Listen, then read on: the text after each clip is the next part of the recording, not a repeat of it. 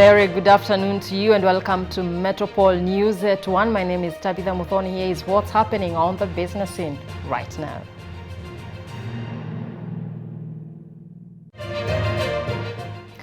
Mrs. Africa Homes projects that a shift of focus in Kenyan politics to economic and social protection, easing uncertainty in housing markets at this election year. The developer forecasts a more stable housing market on rising economic growth trends in election years and as leaders forecast their campaigns towards a greater good for households and businesses. Mrs. Africa Homes Chief Executive Officer George Mburu said that a favorable business environment will enable the country to boost investment in affordable housing to bridge the housing deficit by pushing more people into home ownership. According to Center for Affordable Housing, shows a low-cost affordable houses currently account for a paltry 2%, translating to 1,000 units, whereas units targeted for high and middle income earners takes the lion's share of 98%, representing 49,000 units. The developer's announcement comes as the real estate sector grew marginally by 5.2%, 0.3% points higher than the 4.9% growth recorded in quarter 2 of 2021, according to the latest GDP report by the Kenya National Bureau of Statistics. Moving on, key stakeholders in the tourism and travel industries have agreed to partner in order to significantly resuscitate the sectors which have been adversely affected by the restrictions occasioned by the COVID-19 pandemic.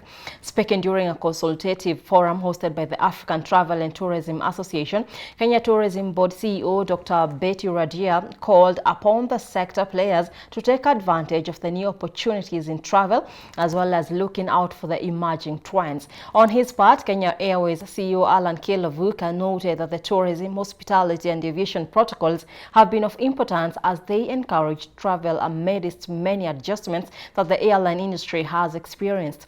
The tourism sector umbrella bodies also agreed to correspondingly promote synergies between government and the private sector to enhance tourism and travel in the country and beyond the borders. The sector, which closed down in March 2020 after the first COVID-19 case was confirmed in the country following travel restrictions imposed from key tourism source markets, contributes 4.4% of the gross domestic product in the country.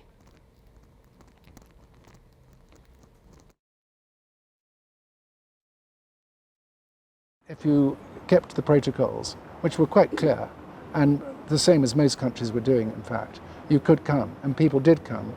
Now that it's all being lifted, and the UK has totally lifted all the tests that you have to do now, there's no more PCR tests or that sort of thing, the British people will come, and the numbers will come back.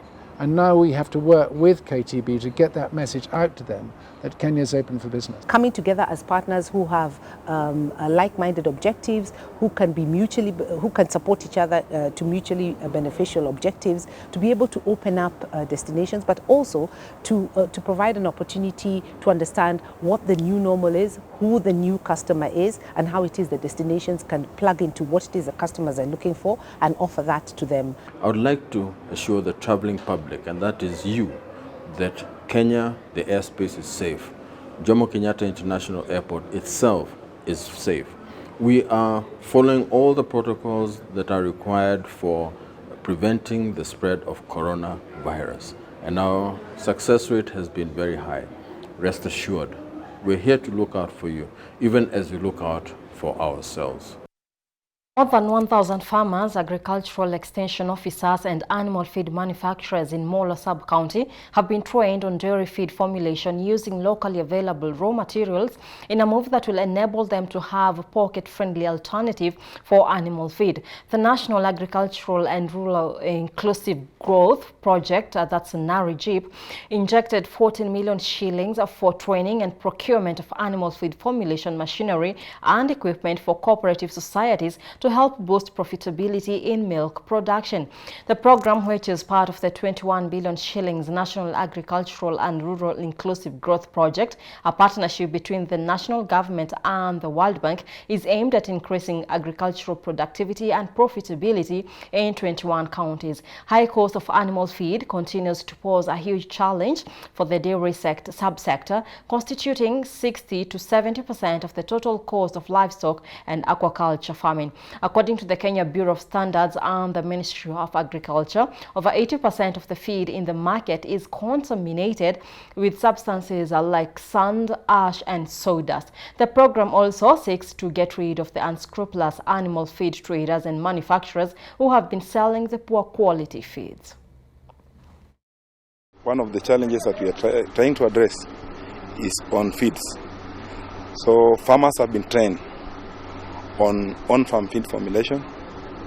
We've been also trained on fodder establishment, fodder conservation, and also on silage making. Tuko na sunflower ambao ni protein, tuko na bran ambao ni energy inatoka kwa ngano, tuko na maizium bado ni energy inatoka kwa mahindi, tuko na cotton seed na tuko na porand ambao bado inatoka kwa ngano, copla nayo huwa inatoka kwa coconut na huwa inasaidia na ladha ya chakula.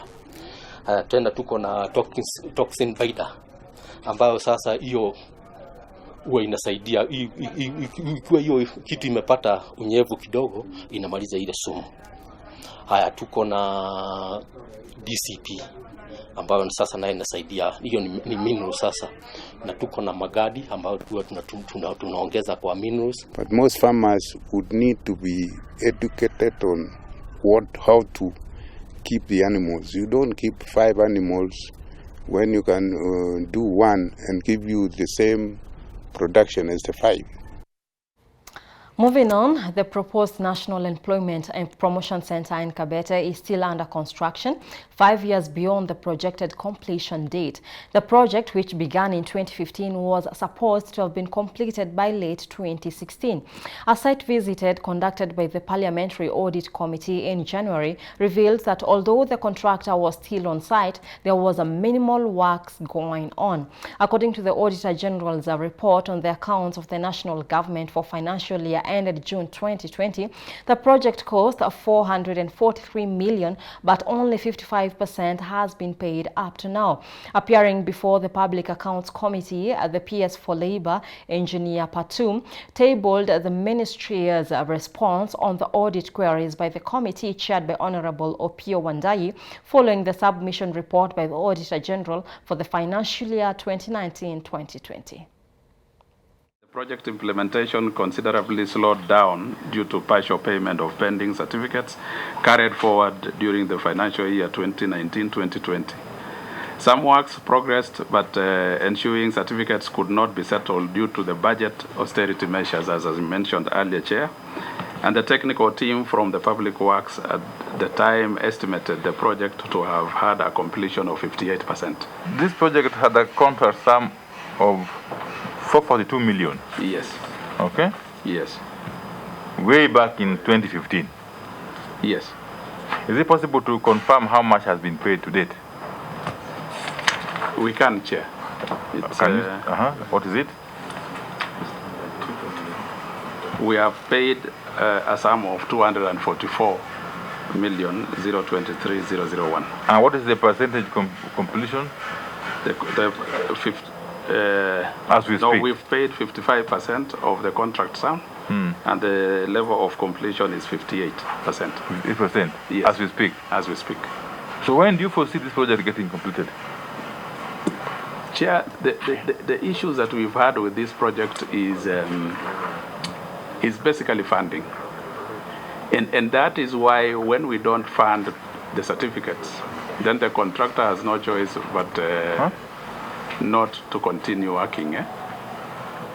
Sorry? You're saying? I'm saying the issue that we've had is funding, and particularly during this COVID time, remember, we had that budget rationalization, which again netted off some of the funds that were earmarked for the project up to 50%. The Media Council of Kenya published the State of Media Survey 2021, which showed trends in media consumption among Kenyans. According to the report, a little over 40% of Kenyans said that they do not watch TV, an increase from last year's figure of 26%. The survey found that about 58% of those interviewed consume TV content on a typical day. This translates to about 16.7 million Kenyans aged above 15 years. The survey also established that Kenyans spent an average of 2 hours watching TV, which is lower than the global average time of 3 hours and 24 minutes. Newspaper readership has also remained unchanged over the last 2 years, where only about 25% of respondents said they read newspapers. Less than half of the newspapers consumed are physically bought at vendors, while 27% access them via online subscriptions.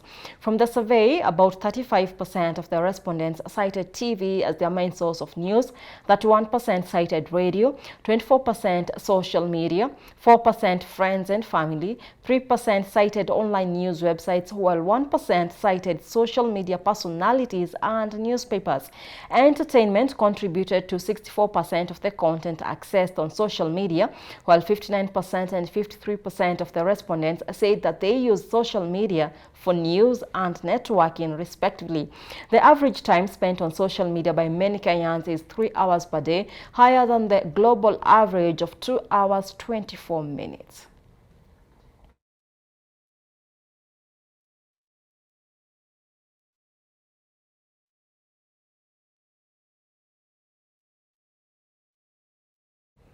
The costs of animal feeds have been on a steady rise since last year, driven by expensive raw materials that have even made life difficult for farmers who make their own feeds. The recent jump of 65% across all animal feeds marks the highest price to have ever been recorded in the country, with millers warning that the cost will continue to go up if the current standoff on the importation of yellow maize is not resolved. Last year, the cost of feeds went up by 100 shillings across all the animal feeds, following a steep rise in maize prices. The Association of Kenya Feed Manufacturers says the rising cost is in response to an increase in price of maize that has now hit 3,500 shillings for a 90-kilogram bag from 2,800 shillings amid a scarcity of supply in the market. Farmers now want the government to allow the importation of genetically modified soya and yellow maize from the European countries, since there is a serious shortage of raw materials in the country.